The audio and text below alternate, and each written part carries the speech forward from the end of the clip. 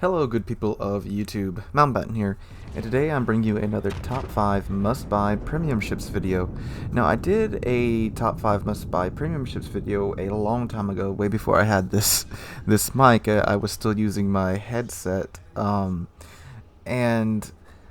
I realized that it's been quite some time since that video, like I just said.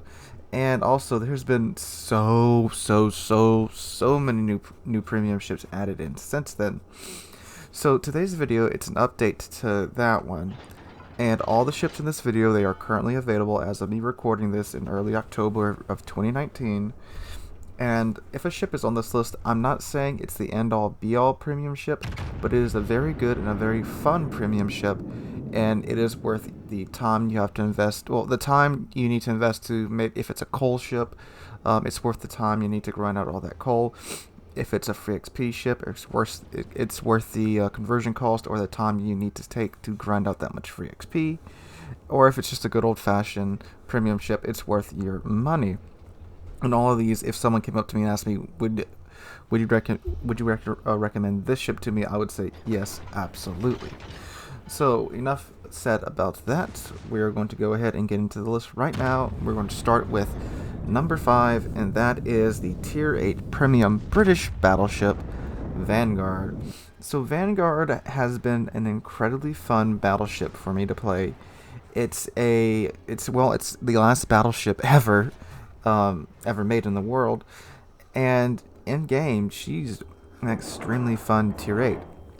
She's fast, she's extremely maneuverable, as you're seeing in the footage right now, and her gun, she gets 8 15-inch guns, and they're not the most accurate thing ever, but they do have a very nice fire rate to make up for that. And her armor, again, not the best, but with her maneuverability, you can comfortably get all 8 guns on target, fire, turn hard, and get your bow pointed back toward whomever you are fighting.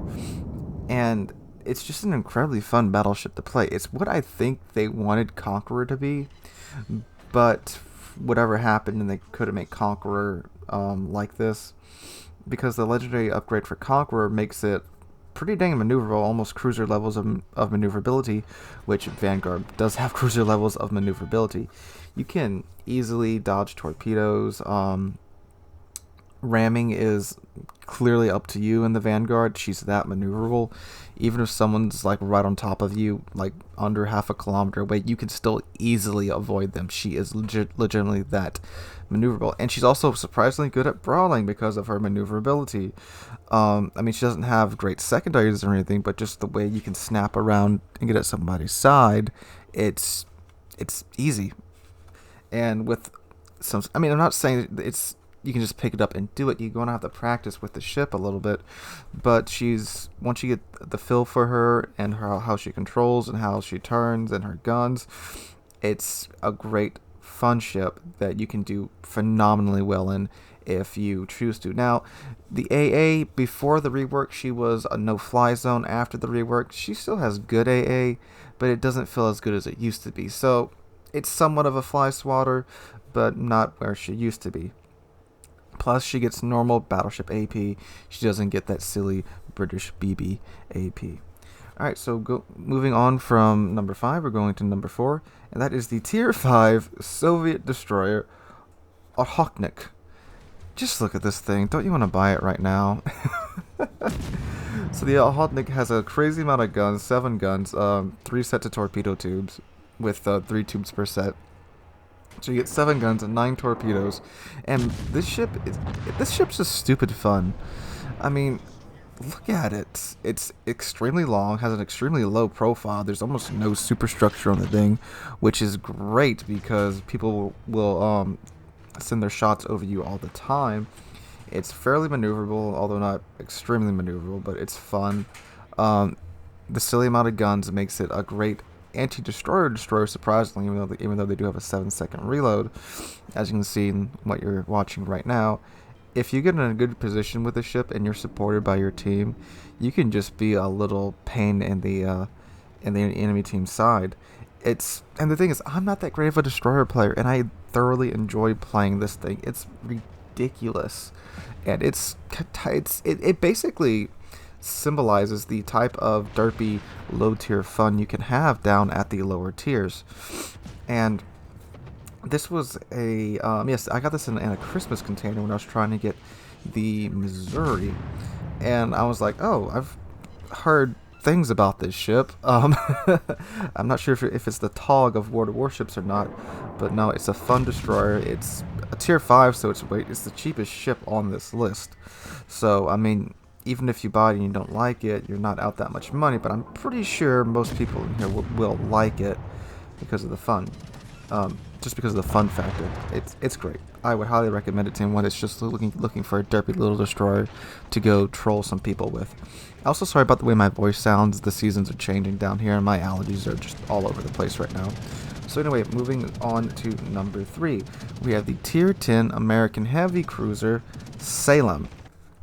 Now, the Salem is a fantastic Tier 10 cruiser, because it's a Des Moines, but it's geared more toward close range rather than long range.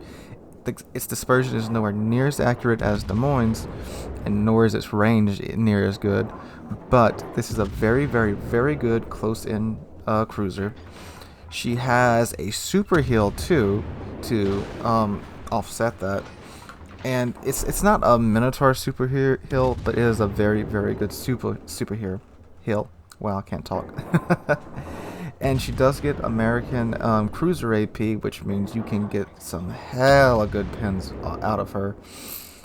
And she does have a slightly worse radar with a range of only 8.5 kilometers.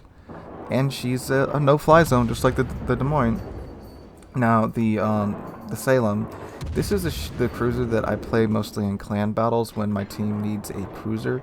Because, I mean, when you get close to an enemy ship, and, I mean, it doesn't have torpedoes or anything, but the AP and the rate of fire, it's so nice. Just like the Des Moines. But the heal is what sets this far apart from the Des Moines, because you can afford to go in, take a couple of really hard hits on the chin, and still dish out an insane amount of damage. And you're seeing that here in the game as well. I do extremely well in this game, because so many ships decide to show me their broadside. You can easily chew down a battleship. And, well, I mean, depending upon what battleship it is, obviously, and how much broadside they give you, in under a minute, easily doable. And this ship has come in handy so much during clan battles. It's such a good ship. And of course, I do know the radar is lower, but I mean, hey, it still does have radar. It's still very, very effective against destroyers with its HE. I mean, and this ship and the Des Moines back in the day, these two used to be the HE spammers, and I mean, look at what we have now. But very, very good ship, worth the time to grind up the coal for it.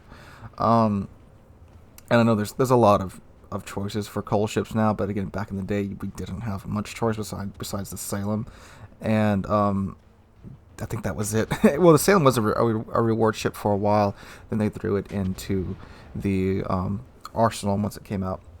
Alright, moving on to number 2. We have the Tier 9 Premium American Super Cruiser, the Alaska.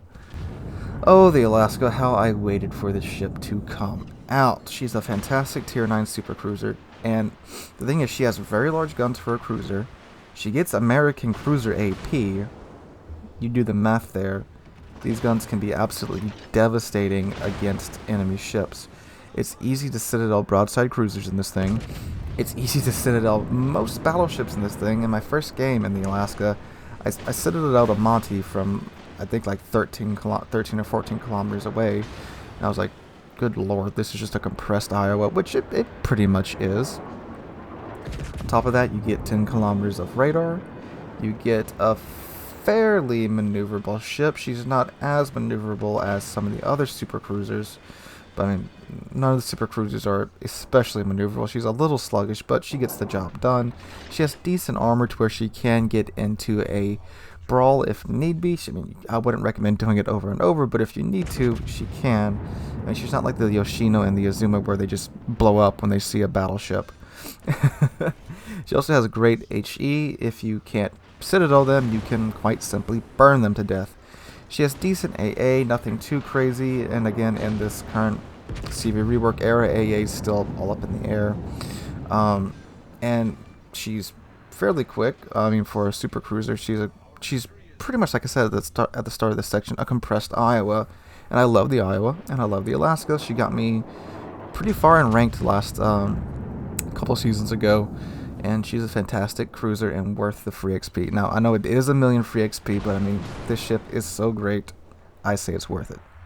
Alright, moving down to number 1 now is the Tier 8 German aircraft carrier I'm kidding. It's the Georgia, of course. I'm sure many of you guys saw this coming miles away. So the Georgia is the Tier 9 American proto-Iowa design with 6 457mm guns. Great secondaries, although not German levels of secondaries. You can get them out to about 11.3 kilometers, which is really good, but they are American secondaries, which means they don't get the pins of the Germans, but they are quite good at starting fires. And plus, the Georgia, with her speed boost consumable, can get up to about 40 knots. Yeah, in a battleship. She can chase down destroyers and outrun torpedoes. Kinda crazy, ain't it? But of course, the trade-off for this is that her armor isn't all that fantastic, but she does get a pretty good heal. Her cooldown time on the heal is about 40 seconds, so that helps to compensate for that. But it does feel like she does eat pins from almost every angle, and I gotta say, this ship, it's just a ton of fun. 6 18-inch guns on a battleship that can go 40 knots, great secondaries. What's not to love about it? And I mean, this ship totally worth it in my opinion. If you just pay for it outright, or you get it through through Colt. No, wait, how's this ship released? Was it the free XP, or was it Colt? I can't remember. Either way, however you have to get this ship, get it. It's fun. They nerfed it a little bit. Her guns aren't as accurate as they used to be when she was released, but I mean, it hasn't made a big difference in my performance in her. I still get amazing games in the ship all the time. And this ship, it's just stupid fun. And I'd say get it. Alright guys, so that was my top 5 must-buy premium ships list for 2019. I tried to keep this video under 15 minutes long. I know the last time I think it was like 20-something minutes, so I couldn't go into too much detail on each ship, otherwise the video would be like 30 minutes long. But I hope you guys enjoyed it, and let me know what you guys' top 5 must-buy premium ships are in the comments down below. So I hope you're all having a wonderful Monday. I hope to catch all of you dudes and ladies in the next one.